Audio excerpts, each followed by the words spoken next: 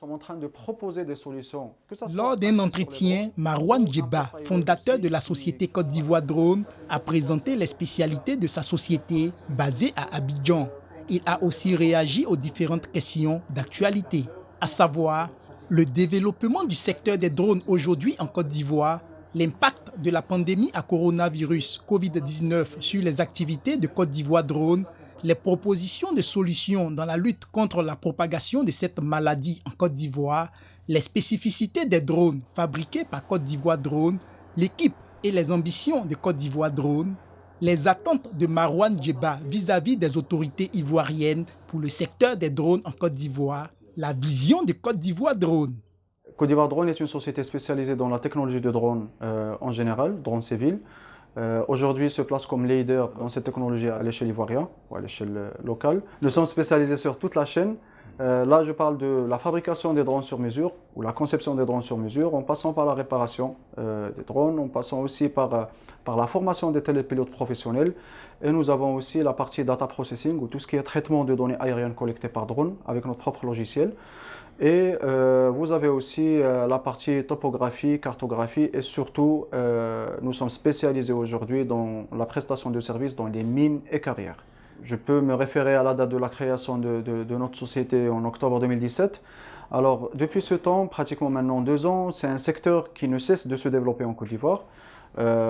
C'est une, je dirais, maturité de clients qui commencent à venir petit à petit, dans plusieurs domaines, que ce soit l'agriculture, que ce soit le domaine BTP ou construction en général. Et nous avons même aussi le domaine audiovisuel. Alors, plus le client comprend aujourd'hui la place de cette technologie dans sa vie professionnelle quotidienne, plus je dirais le nombre des utilisateurs augmente et on peut facilement le savoir aujourd'hui puisque nous avons un laboratoire de réparation de drones sur place et nous connaissons pratiquement la plupart des utilisateurs aujourd'hui. Et aussi de l'autre côté, je suis le président de l'association des utilisateurs de drones professionnels en Côte d'Ivoire. Nous avons quelques statistiques qui montrent aujourd'hui que c'est une technologie qui est en plein développement, non seulement en Côte d'Ivoire, mais pratiquement dans toute la sous-région. Et on ne fait que suivre aujourd'hui un système qui est imposé à nous, mais d'une façon, je dirais, très légitime, qui est le système mondial. C'est une technologie qui se développe partout dans le monde aujourd'hui.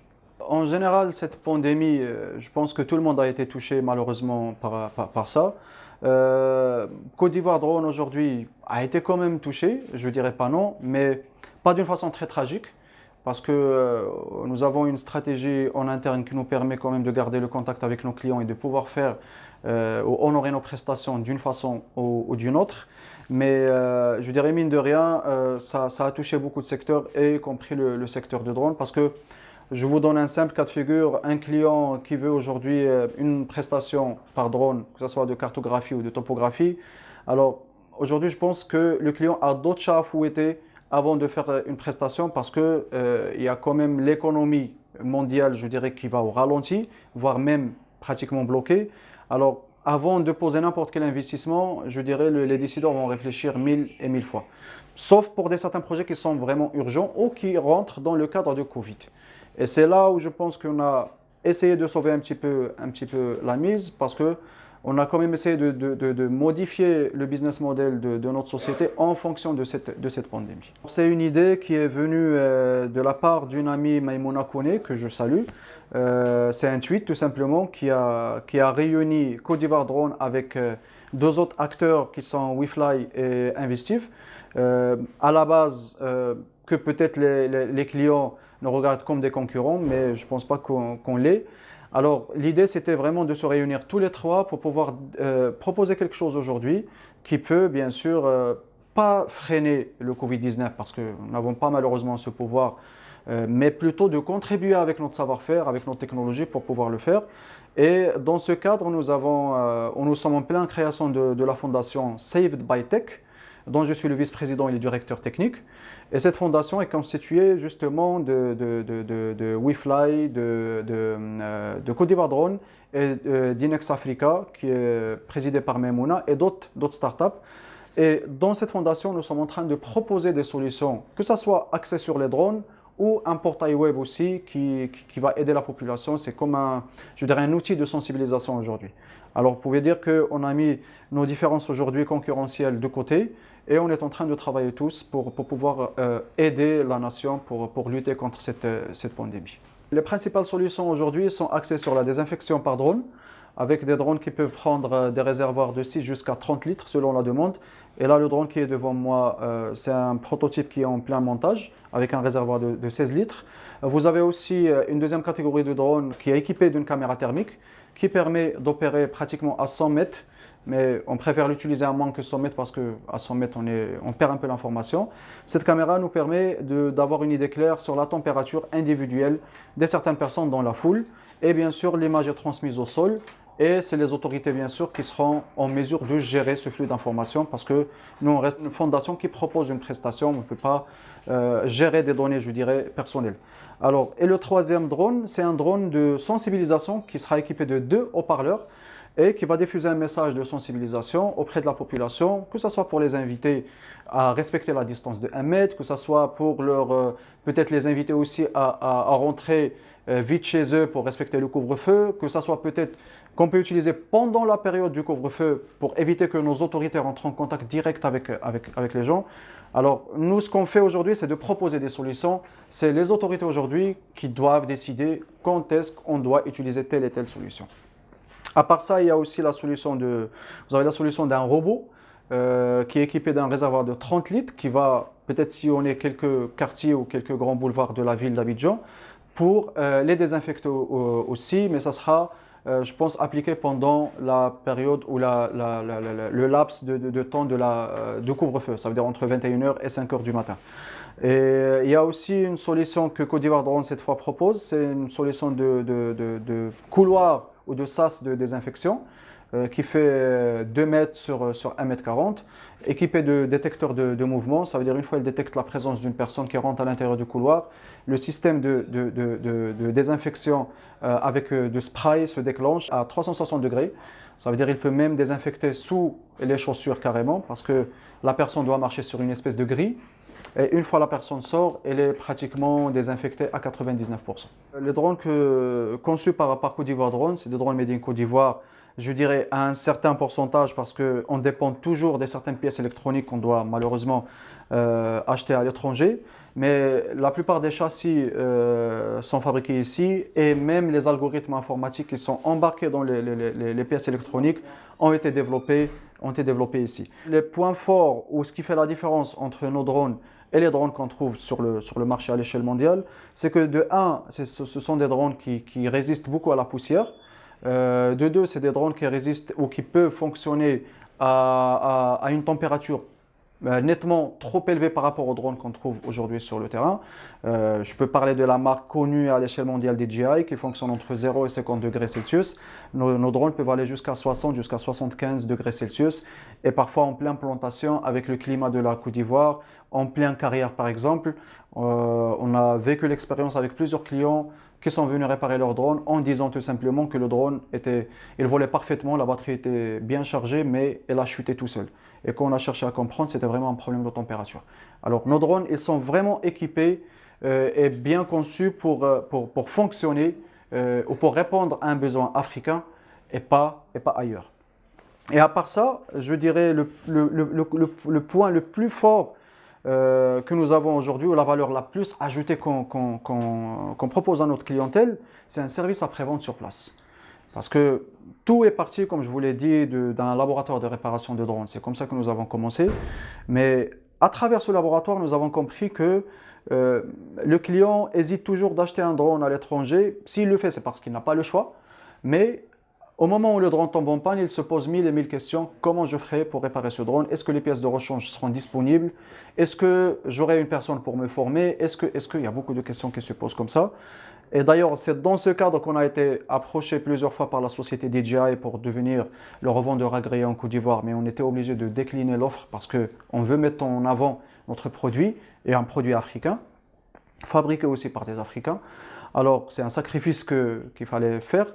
Mais je dirais aujourd'hui, le service après-vente est une grande valeur ajoutée qu'on propose à notre client. Et la preuve, c'est que des drones, on en a déjà vendu à des grandes sociétés en Côte d'Ivoire. Côte d'Ivoire Drone, ne sera pas là aujourd'hui, on n'aura pas cette réputation de numéro 1 à l'échelle ivoirienne sans son équipe.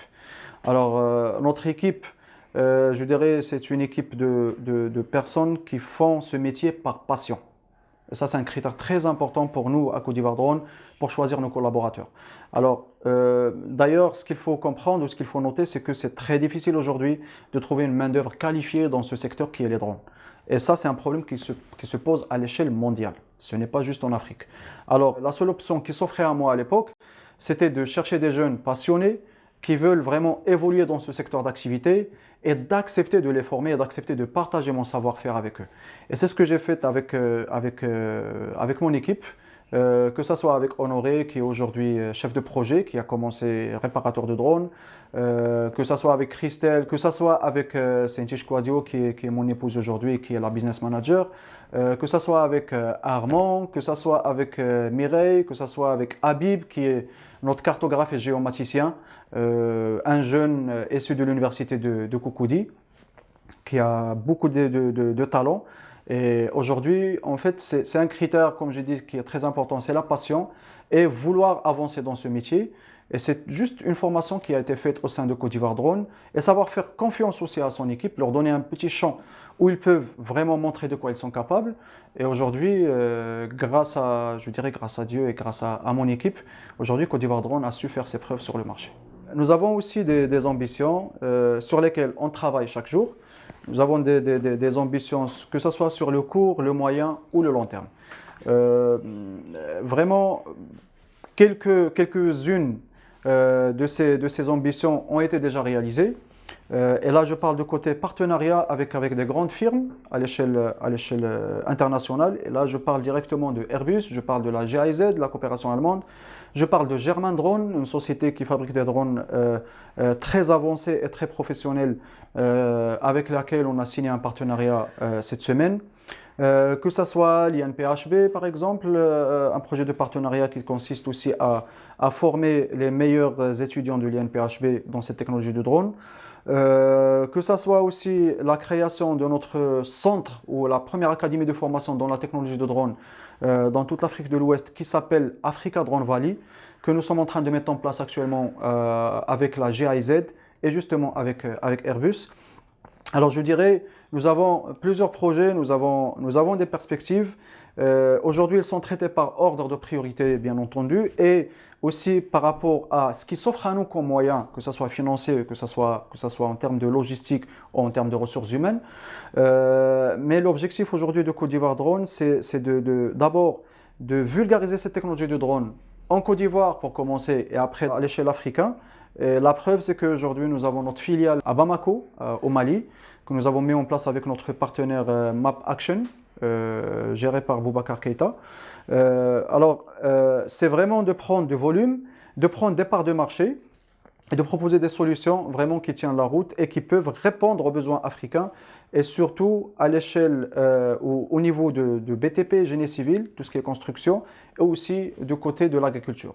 Et là, quand je parle de l'agriculture, je vais citer deux points qui sont vraiment très importants par rapport à notre évolution. Le premier, c'est notre projet de partenariat avec WeFly, la société leader en termes d'agriculture de précision en Côte d'Ivoire. Alors nous sommes en train de mettre en place une troisième structure qui s'appelle Zera Drone. Et cette structure va proposer des drones made in Côte d'Ivoire, spécialement agricoles. Et derrière ces drones, il y a toute une expertise, toute une série de logiciels, un accompagnement, une équipe d'agronomes. Ça veut dire qu'on propose quelque chose de très intelligent, un drone smart qui vient et qui reconnaît la plantation, peut reconnaître ses maladies, il peut compter les arbres, il peut faire beaucoup de choses. Alors ça, c'est le premier côté, c'est notre partenariat avec WeFly. Et le deuxième volet, c'est la prochaine ouverture d'une filiale au Maroc de Côte d'Ivoire Drone qui va bien sûr traiter le côté agricole parce que vous savez très bien que le Maroc est un pays qui se base beaucoup sur le tourisme et sur l'agriculture et sur le phosphate.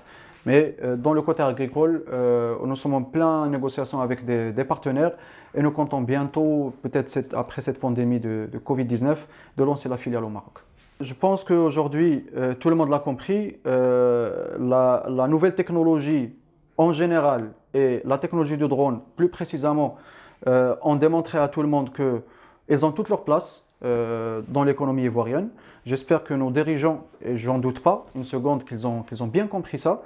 Et là, je m'adresse à l'ANAC, spécialement à l'ANAC, parce que j'imagine que sans eux, on ne peut pas aujourd'hui recadrer, ou bien cadrer plutôt ce domaine de drone et l'activité de drone en Côte d'Ivoire.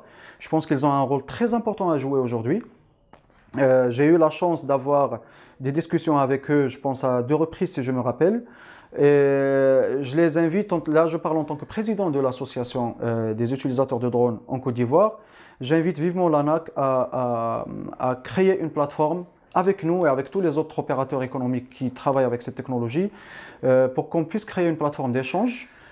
Avant de cadrer ou avant de mettre des lois, il faut d'abord consulter les professionnels de ce domaine. Il faut comprendre et savoir la place de cette technologie dans l'économie ivoirienne aujourd'hui. Je pense qu'à travers cette plateforme d'échange, je pense qu'on pourra partager beaucoup de choses avec eux. Nous avons un savoir-faire que nous sommes prêts à mettre à la disposition des autorités ivoiriennes. Et ce qu'ils doivent garder en tête, c'est que, je pense qu'ils le savent déjà, c'est que c'est une technologie qui ne cesse de créer de la main-d'œuvre en Côte d'Ivoire. Alors aujourd'hui, nous parlons tous de la création de la main-d'œuvre, de lutter contre le chômage.